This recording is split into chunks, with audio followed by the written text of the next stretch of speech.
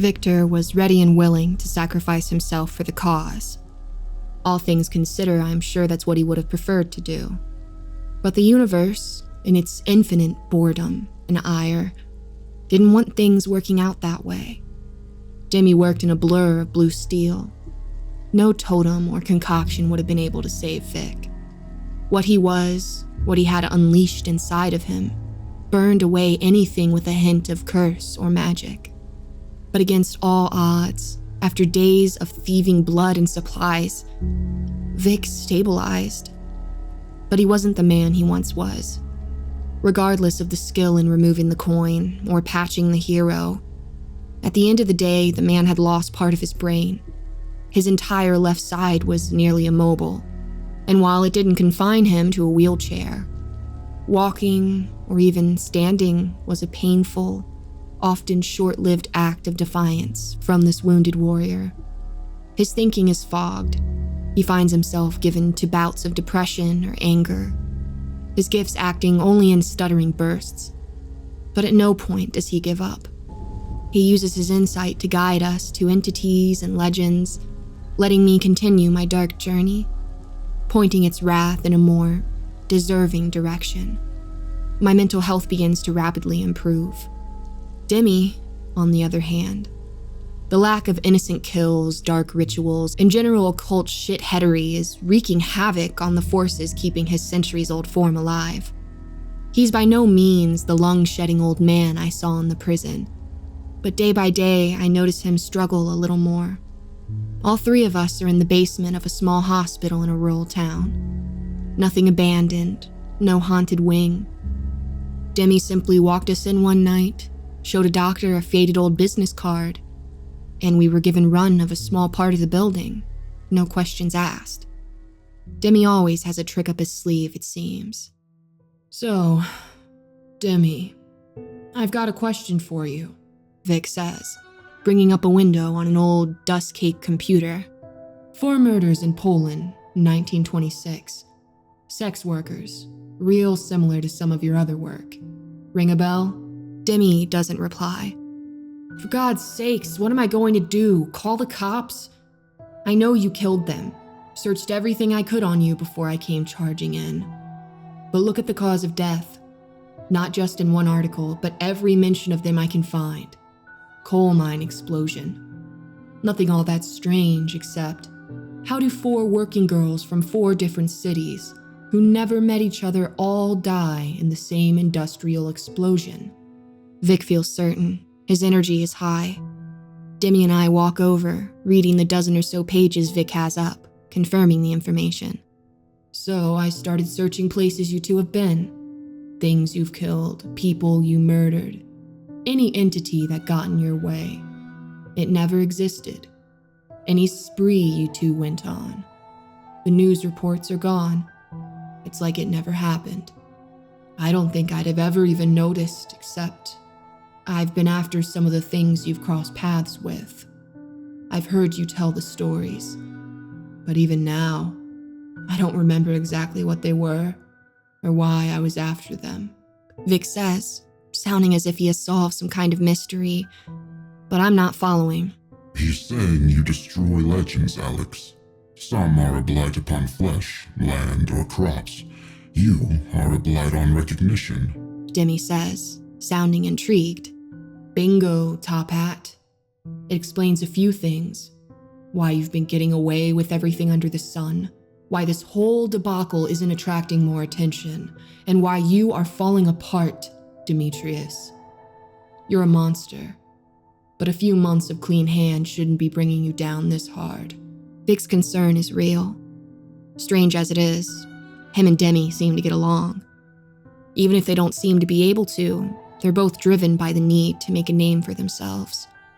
Different paths, to be sure, but 2 men who had to take a hard turn into sacrificing everything they have for the world, regardless of their motivations.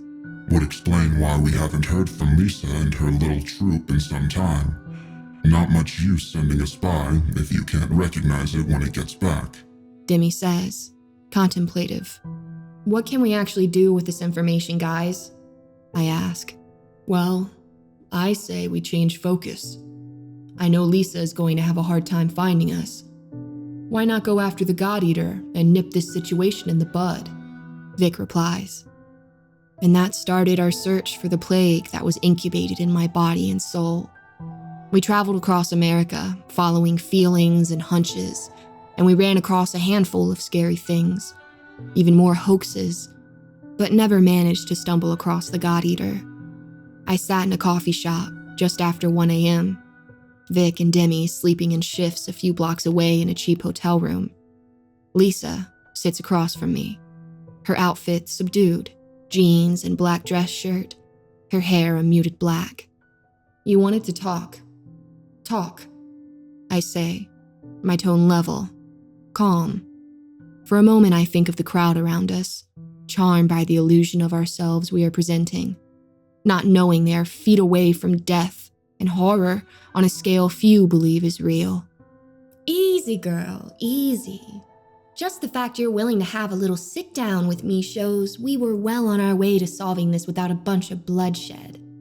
That's a good thing, don't you think? Lisa smiles, ordering 2 drinks complex enough I half wonder if the barista is going to accidentally summon a demon. I think you ruined my life and the lives of everyone that died by my hands since. My tone is still calm, but I can feel a deep rage building. And I, unlike anyone else involved, will finally admit that. You were a pawn. You got the short end of the stick. Sad Charlie Brown music, boo-hoo. But let's look forward. Me having the God Eater, it's not going to change anything for all these little cattle walking around. We are past the days of things like myself ushering in an age of darkness. If I decided to drag myself and my army into the light, me and 10 kilometers around me would be nuked into glass. The tax the shadows take from humanity would remain about the same. It'd just all go to me. Does it really matter to them who's collecting the blood they spill to you? I'd purge you of all your curses. Let you live out a normal life. Or shit, live forever, whatever you want. Even let you bring your little Boy Scout friend to make sure everything is on the up and up. Throw in a new lobe for him in the bargain. You are putting yourself through the fucking meat grinder because of the ego of 2 men. One wants to be me, one is bitter because I defended myself from his family. Do what's best for you, girl, not them. Lisa's saleswoman's slick tone drips honey and promise. That's your angle? Girl power, I say as the coffee arrives. You take everything I built, everything I knew, away from me. You set some kind of monster hunter after me. You horrify, harass, and harangue me to the point where the person I was died sometime last year. And that is the best olive branch you can find? I laugh, loudly, a cackling, mocking shriek. A few of the sleepy-eyed and opiate-headed patrons look over. I wipe away black tears. Not that any of them would have seen the thick fluid. Wrap your thick head around it any fucking way you like. For me, this comes down to simple economics, hun. I don't want to waste good peons wearing you down in a brawl. So right now, I'm willing to negotiate. Next time we have to have a talk about this, I will be making a demand. Lisa growls, something in her face giving way for just a second. Just an almost undetectable flash of something old, twisted, and furious. Negotiation, I say, my smirk making its way into my tone. Okay, how about this? You and I get adjoining hotel rooms for a week. Just 2 gals getting room service and watching television. After that, you can have whatever you want. A look of shock. She wasn't expecting me to know. That's what I thought, Lisa. You think everyone around you are nothing more than ants, totally incapable of our own plans, acting on our own will or motivation. You want to brawl? I've got Victor a half block away locked and loaded. How'd that go last time? I remember the smell of piss, you running, and maybe a sad trumpet noise. Sound about right? I'm lying about Vic, of course.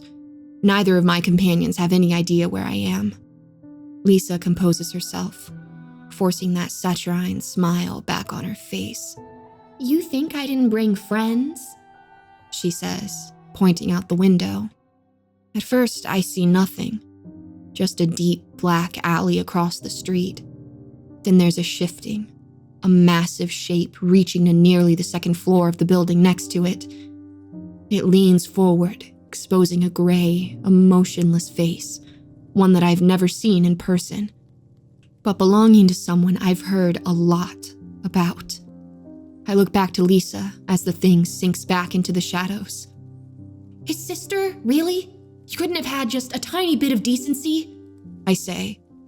Not shocked, not angry, just disgusted. "You know what? You want to negotiate? Fine. If I'm dying by your hand, nothing I can do about it, no hope, I'll give you the fucking God Eater. In return, you leave her out of this. Bring in something worse for all I care, just not her. Can we agree?" "No," she says, with a wicked, petty smile. "I negotiate for what I want, not what something is willing to give me. You hide behind your friends and your ethereal fart cloud. I'll find a way past them. I'll take what I want if it means reaching inside your little skull and working you like a puppet. But before I do that, I'm going to make your little hero friend watch his big sis do all kinds of horrible shit. Make him really soak in how much of a fucking failure his entire family is." She gets up and leaves. I think about taking my chance, unleashing every kind of hell I can and hoping for the best. But this has gotten long past the point of being some kind of brawl. We aren't wild animals. We're leaders, putting into place plans and schemes. We're fighting with situations and events, not rotting fists and shadow tendrils. What the fuck have I become? In the end, we didn't have to search for the God Eater. It found us. I'm not trying to be an asshole. I'm just saying that you are literally half blind. Is it possible that we missed some turns? I say to Vic. We drive a massive black mid-80s Cadillac through an on-ramp that should, logically, be leading us out of the latest small town we passed through. Once or twice, maybe. But this is our 6th attempt. Something is going on, Vic replies. There's a thick forest on either side of us. Vic's right. Something feels strange. I scan the trees for any concrete sign I'm right. It didn't come in the form of a leering face from the woods, or a lumpen deer abomination. The fact there was simply no more highway exit on our 7th pass was enough to tell me something wanted our attention. The town we enter was not the town we left. This place is small, but pristine. Every business with a fresh coat of paint, every car without a scratch, not a single cigarette butt nor candy bar wrapper blowing through a gutter. It's a little after 11 p.m., but every business on Main Street is open. Harsh white light illuminating the streets in off-putting perfect rectangles. All around this little Mayberry clone, signs proudly state, "Welcome to Cheshire Mill. The grateful welcome you." What should we do? Vic asks. I hope against logic for him to have some kind of clear flash of information. We try a few other ways out of the town before completely giving up and finding the only old hotel. We discuss just sleeping in the car, but decide that walls between us and whatever is going on couldn't be a bad thing. The parking lot is barren, not even a bicycle chained up to a sign. Every room, though, is brightly lit from the inside. The hotel lobby, a lighthouse in the night. I open the door, Demi behind me, and Vic behind him moving one slow step at a time, his cane arm shaking slightly. The man behind the counter is tall, square-headed with small, closely spaced eyes. He's already holding a key out to us. His lips are dry, his gums are pale and cracked. I find myself wondering how long he's been standing like this. Alex, how nice to meet you and your friends. You're in our VIP suite room 10. The man says. His eyes never seem to quite focus. We're all thinking we should turn tail and run. We smell the metaphorical fire smoldering, sense the danger. But at that moment, it seems there's nowhere to run. As we walk to our room, Guests part curtains, each room adding a new set of eyes watching our every move. Each random person having a dull, blank-faced expression. The group seeming to move in unison following our movements. You've been with me as I've stared down bold-faced horror, and I can't say none of that left its mark on me. But the sense of dread I feel, surrounded by the dozens of sets of dead eyes, chills me. I feel like nothing more than an amusement to something much larger than myself. I expected us to be summoned, called, attacked, or killed the next day. What I didn't expect was nothing. We tried again, in vain, to leave.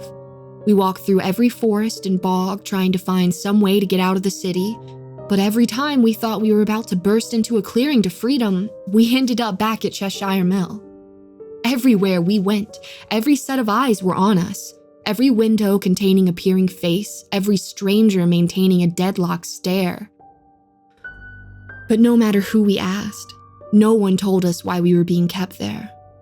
Any scene we made went unremarked upon, any out-of-the-ordinary actions ignored. As days turned to weeks, we realized this had to be the work of the God Eater. Demi and Vic forming theories and explanations, but both of them seemed shocked at the level of planning, of intricacy it was showing. Then, one night, with a knock on our door, we got our answers. When I saw him, I was shocked, and not just by his pristine, white street preacher suit and bright blonde hair. "Scratch?" I said to the man standing in my doorway, eyes hidden behind dark sunglasses. No, Alex. His form just allowed me to better manipulate and herd this town's inhabitants. Your friend was sitting on some severely untapped talent. Really, I'm the streets, the buildings, the people, every glass of water, every pack of cigarettes. You call me the God Eater, but I'm Cheshire Mill. This lump of flesh and ectoplasm is just my easiest way of communicating with you three, given your limited faculties. Come for a walk with me. The God Eater, wearing Scratch's skin, says. It wasn't a request. With a slimy, undulating movement, the floor under us begins to slide. The doorway widens and we are moved behind the God Eater. All of us try and escape, of course, but the ground itself is against us. Feet gain no purchase, hills form, and when Demi tries to take to the skies on a set of shadowy wings, a street lamp curls around him like the arm of a squid, slamming him back down to the ground. Buildings begin to twist and warp, stretching, and forming a dome over the street. Not even moonlight reaches us in the newly formed corridor. Streetlights flicker and begin to flash with red-orange bursts, turning the glass and concrete tube into a funhouse nightmare. Explosive, wet, crunching noises, people falling, leaping from the buildings, landing in broken, barely living piles around us. Their faces still smiling, their eyes still tracking us. You may have noticed the lack of children. That is very intentional. When I decided to make this place my home, make this place myself, I wanted to do it as easy as I could. I had to start small, of course, but with each little whelp I stole, I gained another willing member of the grateful. See, I didn't kill the children. I kept them, letting their parents know that should they do the slightest thing to upset me, their offspring would die hard and slow. They didn't know who I was, or what I was, but they knew what I could take away from them in an instant. They obeyed, of course. What choice did they have? Oh, Alex, if there is one thing I would like to thank you for above all else, it's that go for the balls mentality. And favor by favor, follower by follower, I took over this town. They let me into their houses, their businesses, their churches, their heads. Then, I became the town. That too familiar voice. Scratch was no angel, but seeing his remains used as nothing more than a microphone for the thing that burst from inside me. It's depressing. More bodies fall, crawling from the suburban cave that has formed around us. So what is this? I say, feeling the literal and metaphorical walls closing around us. We see a light off in the distance, pulsing in yellow. Alex, this is me pleading my case. I stand here knowing what I have done to you, what I could do to the world, and what you want to do in return. This town, it isn't the cruel mockery the bar was way back when. I took my time. I became one with it on any level that matters. And do you know what I found when I did? The God Eater asks, turning his stolen face to me, begging me to answer. No, I say, glowering, impotent rage shaking my limbs. I found this is what I want. I watched my mother and the woman who set all this in motion tear themselves to shreds, one striving for godhood, one striving for revenge, neither happy with the world of power they possessed. I learned, Alex. I don't want godhood or infinite power.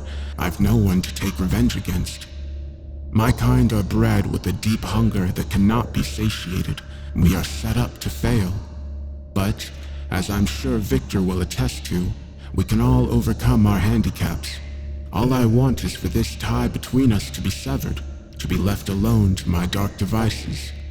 This town is no different than dozens of others around the world, twisted and warped into an entity with a single grim focus. But they all exist, and the world still turns, practically unaware of their existence. We get closer to that far-off beacon as the God Eater lays out part of its offer. If you want to kill me, just do it! After all this, even hell would at least be a change of pace. I spit. If I kill you, I destroy a significant part of what I am, and that would take a lot of time and effort to replace. Look around you. If you've kept count, 76 individuals have fell or leapt from the buildings around us. I would kill less people in a decade if I'm left unmolested. I want this town to thrive. All I intend to do is skim a little cream off the top to keep the home fires burning. But I know this isn't the only offer you've received, so I would like to show you everything. Let you know this is no monkey's paw, just what is best for everyone involved. The God Eater is using every bit of charisma that Scratch didn't touch. He has an evangelical flair, with informal energy. He could just as easily be selling us car insurance as a deal with a demon. The beacon comes into focus. A massive, organic rift in the earth. A mouth-like opening, easily big enough for a couple of buses to pass through without a problem. The sounds of industry come from within, but muffled and distorted. Jobs we've never heard of done with tools we couldn't imagine. Bare-chested, muscle-bound men haul out barrels of a thick fluid and bring in covered minecarts filled with horrors we could only guess at. They all focus on us, somehow keeping on task. There's a rotten, sickly, diabetic breath reek coming from the massive cavern. This is impressive, Demi says. I want to remind him what I can do with a rock for the comment, but I keep myself still. Thank you, Demetrius. Coming from someone like yourself, that is quite a compliment. I want to take you on a tour of the darkest corners of my realm. What you see here is as deep as my depravity reaches. If you can handle the cost within, we come to a deal. If not, we can brawl it out, though you all know how that will turn out. The God Eater sounds almost sad during his last sentence. Could be the old-time religion trappings of his, but it feels as if the creature does want to end this peacefully. We walk into the orifice. The air is damp and humid, as expected. Workers have overlapping scars and fresh wounds. Many heed less of gashes or fresh, dripping burns. We walk now, the God Eater trusting we know there is nowhere to run. In a secret tunnel in a city that just seemed to swallow us. There are nothing but dark corners and false hope. He takes us down a corridor with a thick graveyard reek. The lights are dim blue, the workers small, emaciated looking. There's a churning, undulating football field-sized maw. I can't see the bottom, just rows and rows of muscle and every design of tooth I could think of.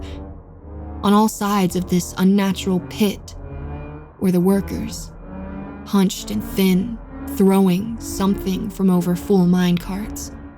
Bodies, parts of bodies, human, animal, voidborn, any type of organic detritus was being shovel-fed to this massive beast. My stomach. Nothing goes to waste in Cheshire Mill. None of these were fresh kills either. Plenty of the grateful are willing to go on a sojourn or two, crack a lock on a morgue here, and pay some unfortunate souls for their relatives there. Participation is mandatory, but you can't take it with you, as they say. So, why shouldn't I get a little something out of the deal? He sounds proud now, as if we're watching the first assembly line instead of crippled workers shoveling their dead relatives into a cesspit. The walk to the next room is silent, the God Eater seeming to soak in, leaving the three of us speechless. Me, I prefer to do my business with minimal ranting. The fact that Vic and Demi can do nothing but stare in awe and fear, though, it shakes me. Rows upon rows of hospital beds, the old, the young, freak accidents, and folks that have lost the genetic lottery. The place is cleaner than anything I've seen. No smell, not a speck of dust or dirt anywhere. Jesus fucking Christ, Vic says. I actually see him going for his pistol. I put a hand on his arm. The man knows something I don't, and it's making him suicidal with anger. Seems Vic is a little ahead of the game on what I'm doing. And care to fill them in, Vic? The God Eater says with a smile.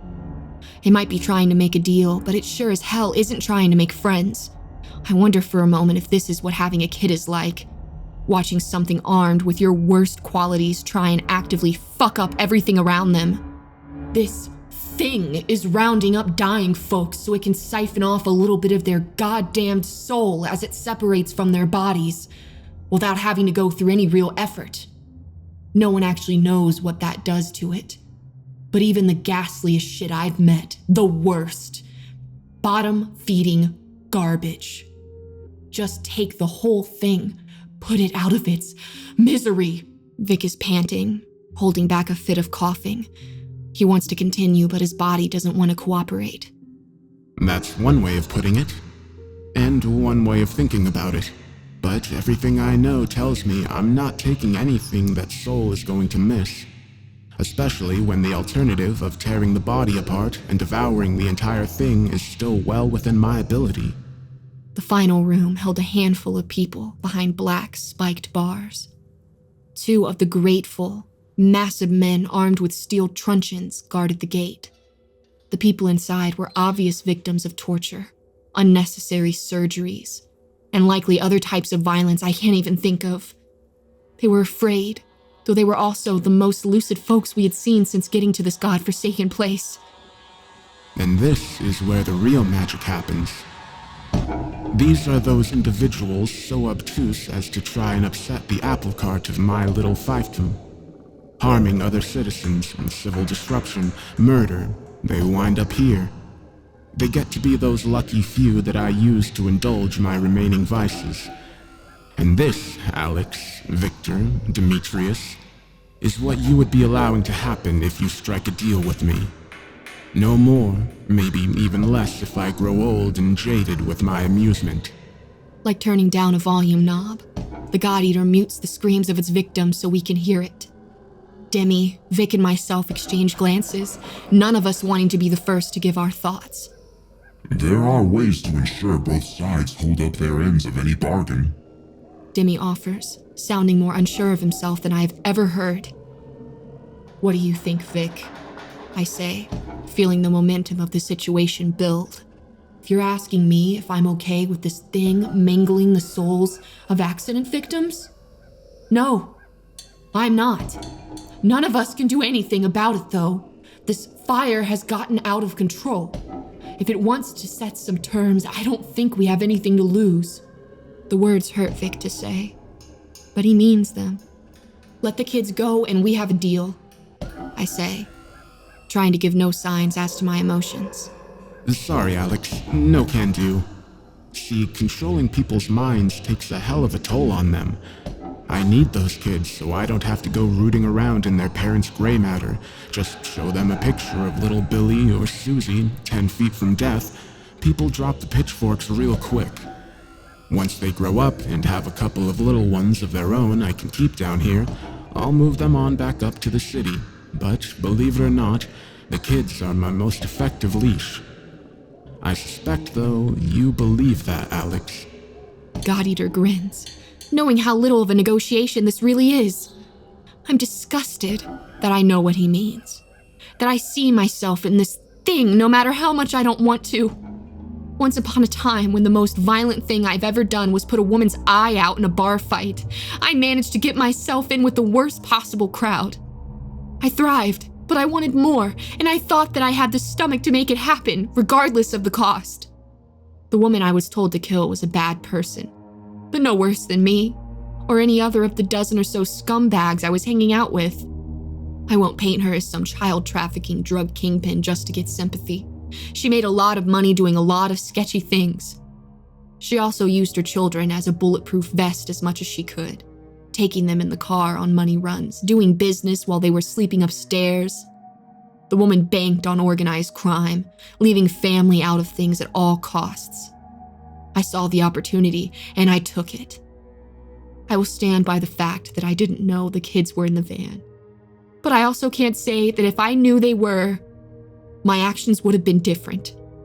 Like a kid holding a dead hamster, I realized too late what I did. Too late to take it back. Too late to do anything other than wait till the knock on the door and the pair of handcuffs on my wrist. Having no choice, we made the deal.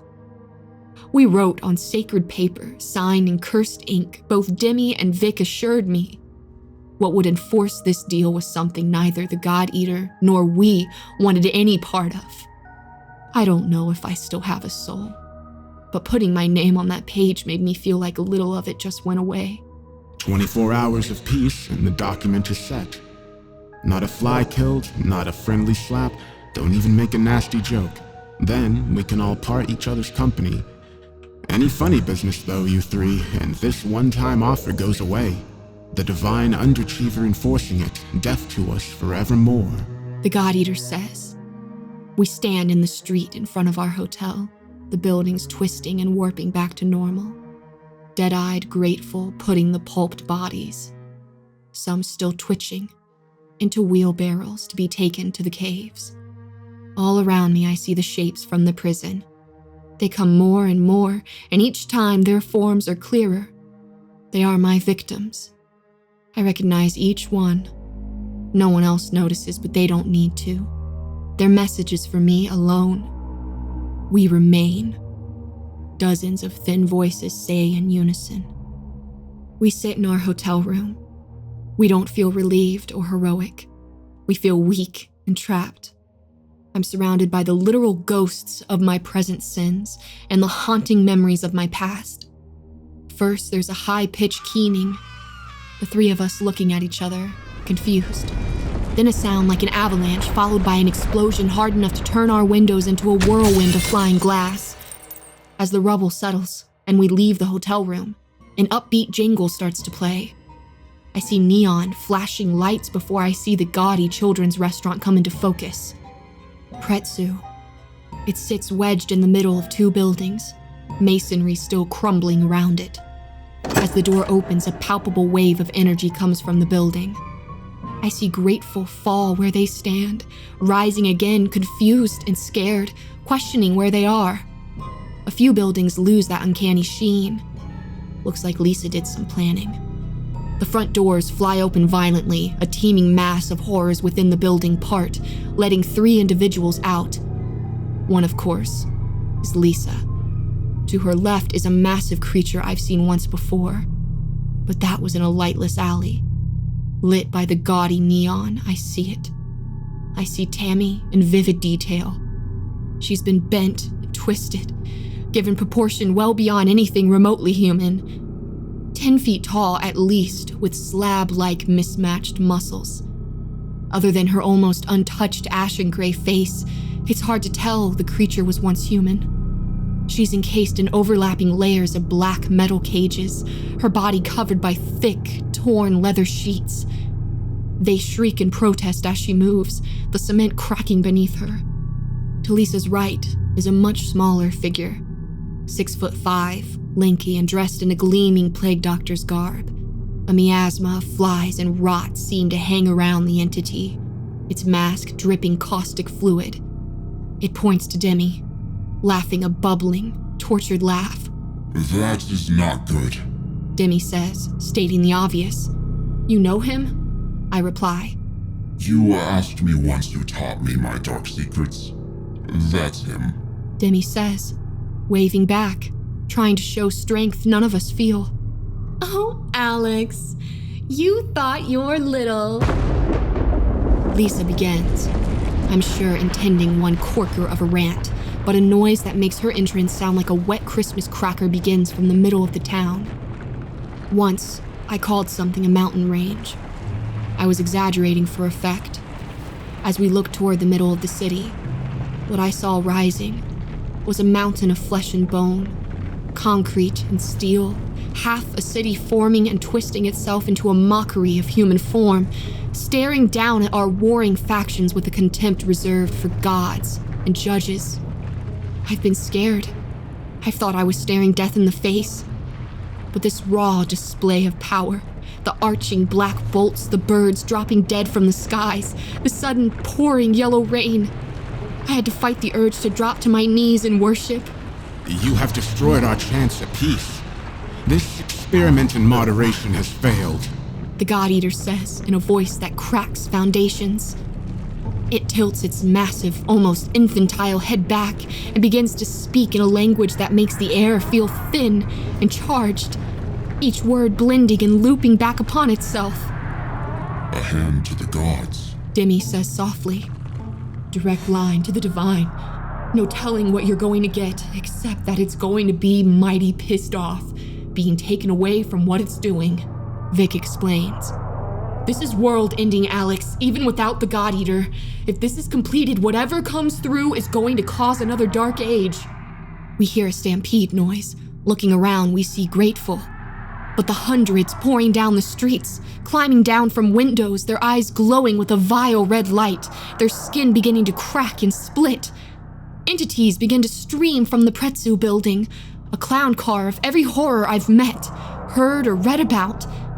Through it all, Lisa stares at me, a hateful look as if this is all my fault. As the first wave of Grateful clash with Lisa's army, we run.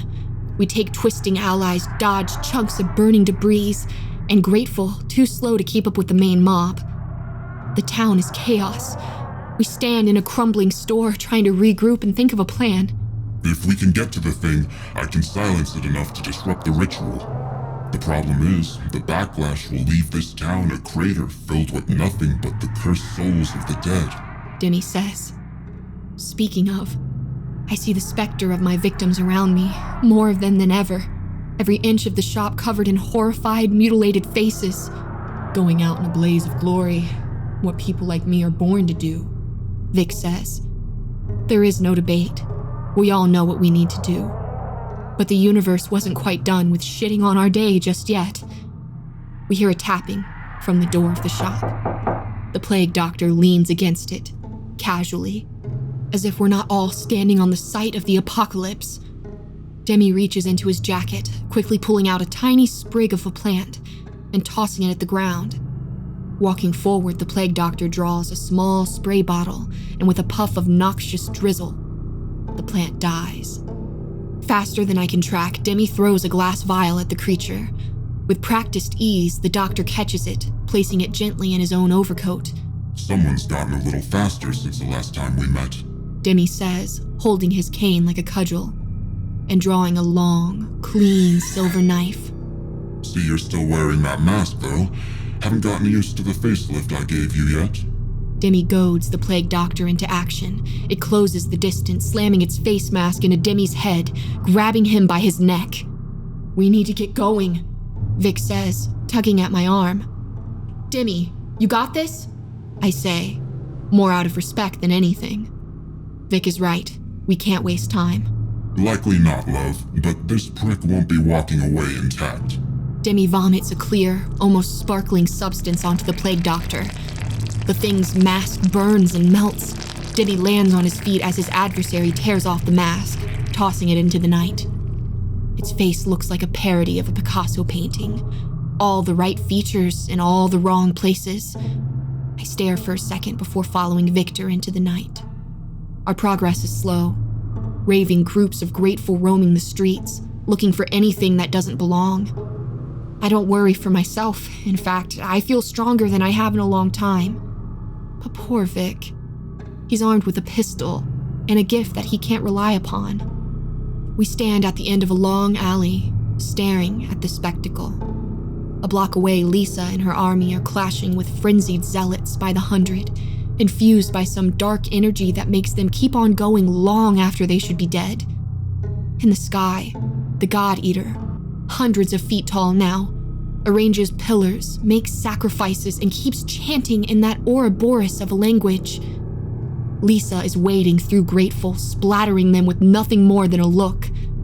Beside her, Tammy goes to work in a much more physical way, even with her twisted, crippled form. Her movements are economical, tactical, taking out grateful by the half dozen with nothing more than a swipe of her fist or throwing her body to the side.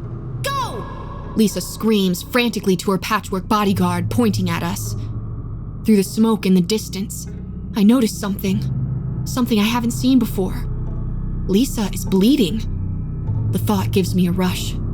I don't know how or why, but this fight is stretching this callous tumor of a creature too thin. You need to get me close enough to whisper in her ear, Vic says.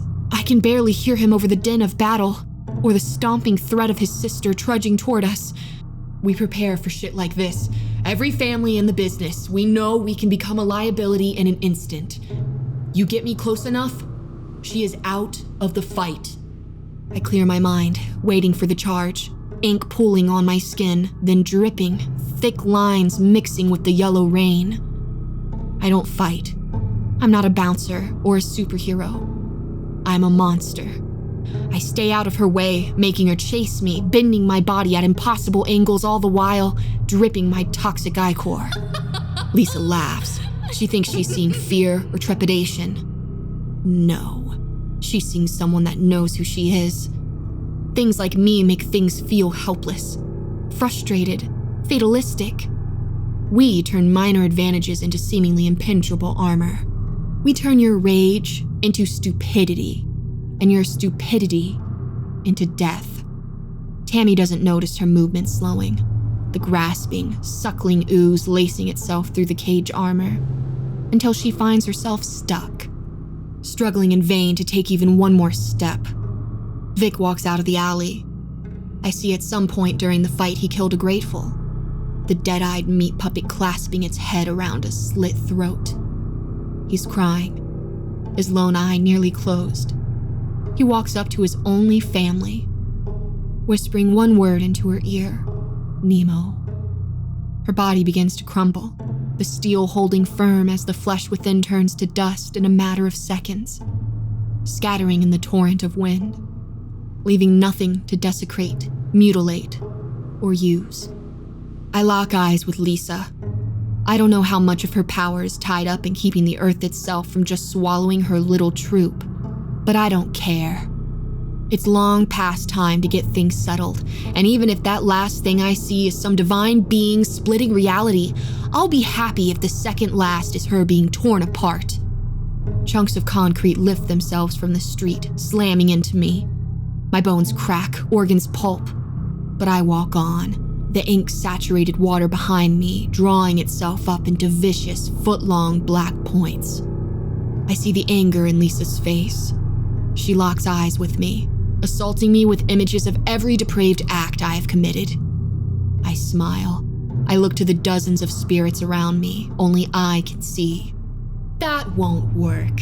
I've had plenty of reminders of how I got here. I've accepted who I am. Isn't that right, everyone? I scream to the chorus of the dead. We remain, is the thundering reply. But this time, I'm not the only one seeing it. Not the only one hearing it. Lisa looks scared and shocked, suddenly surrounded by the results of our handiwork. We're 10 feet apart, and I can see the panic in her eyes. She tries shifting herself into some other form, one of Demi's favorite tricks. But with a flickering burst of psychic energy, Victor disrupts the trick. Lisa, I thought they were here to taunt me, to drive me insane. But no, they wanted to see how this all played out. They wanted to see if the heartless thing that set these events in motion ever got what she deserved. That is why they remain, I say, feeling a sense of understanding come over me. Lisa springs at me like a landmine, wrapping herself around my chest in an instant. Steel fingers tear at my flesh. She drives a leg through my stomach. Her teeth shred dried muscle and bone. But it's the last act of a trapped animal. The ink bleeding from me begins to boil and melt her flesh. But beyond that, one by one the spirits, those who remain, enter her body. At first she seems to revel in this, thinking to steal their power. But more and more of the things walk from the shadows, ones I recognize, ones I don't. Likely the victims the woman has collected in her long, twisted existence. Her body shakes and thrums like an overturned guitar string. She tries to get away, but I drive a thumb under her collarbone, holding her out in front of me at arm's length like a soiled diaper. With a screaming burst of gore and souls, Lisa, all her debauched plans and all her heartless deeds are over.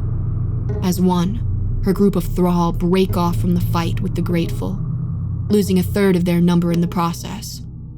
30 entities, I'd say. Shades, Gauro, formless blobs, all intent on taking revenge for their fallen master. I'm riding an emotional high, but even that doesn't make me stupid. Even if I could win. The sky is beginning to turn a deep pink color. The stars seem to spin and blur.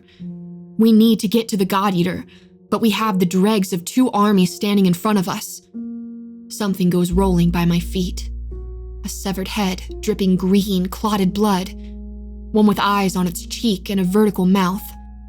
Do I have to do everything myself? I hear Demi say as I turn around. He's shirtless, some kind of chemical having melted and scarred his upper half beyond recognition. His face is nothing more than a white skull. His top hat, though, stands untouched. He seems wobbly and struggles to stand for a moment, eventually losing the battle and hitting the ground. The loose clatter of bones makes my heart sink. I can't even tell what's holding him together. The pack is closing in, the grateful behind them. I begin to see the flickers of alien features in the sky, hear intruding thoughts deep in the back of my mind. Well, I guess we are down to the final option. I'm game if you are, Vic, though I'd be happy for an alternate suggestion. Demi says, sounding exhausted. No, this seems like the time to ride off into the sunset. Alex, answer this question. Are you a good person? Vic turns to me as I feel a light, almost uplifting energy start to build. What? I stammer. After all this, after your trials, are you a good person? Vic repeats. There's a strange, commanding tone to his voice. I don't know, is my truthful answer. Guess we're going to find out, he says, reaching into his jacket. He pulls out something it takes me a second to recognize. If me from 6 years ago knew this, she'd slap me. It's a tattoo machine. He passes it to me, and as he does, he seems to lose something. I can't put my finger on it, but as I take the machine, he's giving something of his to me. Use that wisely. Now, if you excuse me, I've got some work to do, Vic says, cocking his pistol. He starts walking toward the grateful and firing. His march is certain death. Guess I can't let that Boy Scout take all the glory. Don't make his sacrifice in vain, Alex. Go end this, Demi says, standing. He takes a selection of baubles from his hat, then lays it gently on the ground. He shatters them in one hand, and with a burst of smoke, a crack of bone, and a flash of energy, he is a roiling combination of every form, every trick in his arsenal. The 20-foot smoke-wreathed specter glides toward the crowd, the warring forms making it a new terror from one second to the next. I should bolt to the God Eater, but I stay, knowing Demi would want me to roll my eyes at his last speech. You thrice-damned cartoon characters have never had to bring a city to its knees using nothing more than a blade in your hands. You've never lived through the questing knights and the noble inquisitors. You've never sat for decades formulating a plan to wreak havoc on a country. You are petty, sad, rage-filled little things. I was the very bad men. I was the Hun General. I was the Axeman and the Zodiac Killer. I am the fucking Ripper! His final scream rivals that of the God Eater as he wades into the morass of lesser creatures, bodies already beginning to split and fly into the air. I don't let their sacrifices become meaningless. I run as fast as my muscles and the dark energy driving me will carry me. The tattoo gun radiates power. It feels right. I stand in front of the God Eater. It waves its arms, leaving glowing red patterns in the air. From the rift, I can see one claw starting to tug and tear at the veil between worlds. My head swims with visions of alien worlds enslaved or destroyed. It's a 60-foot climb before concrete and steel gives way to flesh. Looking at my lone weapon, I torch against the darkness. I know I need to get to some bare skin. I'm no more than an ant on the body of the God Eater. Too small and meaningless for it to even take the time to smear me into paste. The wind is a hurricane now. I look down and see Demi still shredding monsters, and the grateful, but the magic is taking its toll on him. He screams with the pain of the transformations, almost gets taken down, but still keeps fighting the noble fight. Jesus, did I just say that? About him? My claws can barely find purchase. I'm hanging, swinging by one hand more than one. But I grab all the harder, feeling the powerful weight of the tattoo machine in my pocket. I see orange, fake-looking flesh, just out of reach. One massive arm the size of a town, starting to reach its way toward the God Eater. Whatever is behind that curtain begins to talk. Gravity starts to lighten, light starts to bend and slow. I bury one arm deep into the God Eater, the other fishing out the tattoo machine. It glows now, a pure white light. I dip the gun into one of my rivulets of ink running down my body. The God Eater starts to thrash now, noticing me, but too giant, too malformed to simply flick me off. I think for a second, blank as to what to do. But almost before I think my hand is guiding the gun, one deformed hand tears a leg from my body. Two cement plates crush my hips, but I don't falter. When I'm done, there's a simple, hand-sized tattoo. A set of prison bars. There was no explosion, not in the normal sense. But as I put the last dot in that tattoo, a ripple of energy pulsated from that void in reality, severing the grasping arm. Mercifully, I lost consciousness before I hit the ground.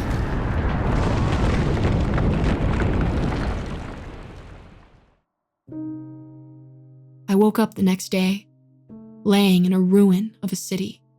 Corpses of friends, enemies, grateful, and entities. My own wounds were healed enough to walk, so I decided to survey the city. I saw Demi, broken and torn apart, the remaining scraps of his flesh deformed and warped. I half expected him to spring back up with a grin on his face, but as I picked up one hand, I knew he was gone.